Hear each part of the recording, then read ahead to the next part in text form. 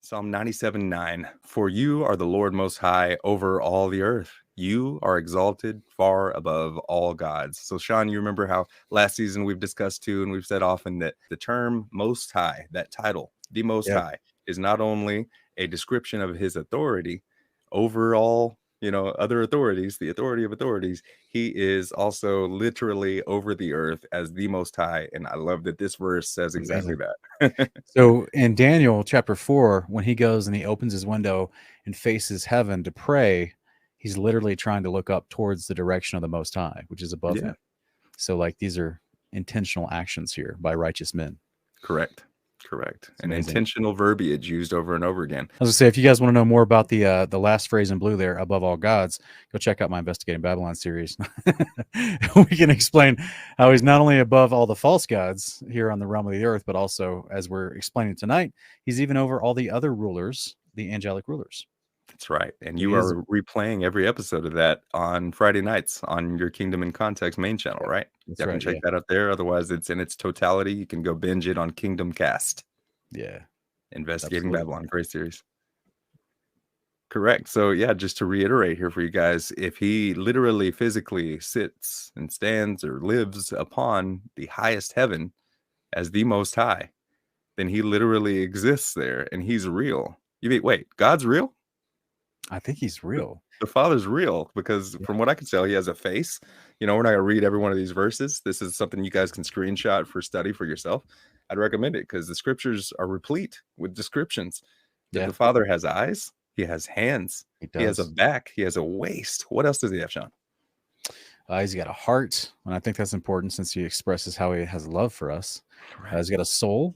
He's got his feet. He sits on a throne, and he has hair and wears clothes. Why? Because he's not Dr. Manhattan, right? He's not walking around naked, zapping people with lightning.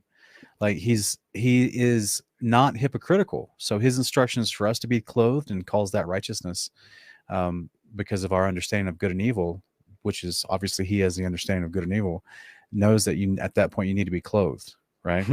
So this is where he clothes himself. Yes, the famous thing is he clothes himself as righteousness, but it's literally he clothes himself. That's why he gave us a law to not uncover your nakedness and to remain clothed and not expose your nakedness whenever you're coming to his house and all that kind of stuff. So because some of the behaviors west of people's worshiping false gods is they would go to those temples of those false gods and get naked. Can you believe that? Yeah. No, it happens, huh? It got weird.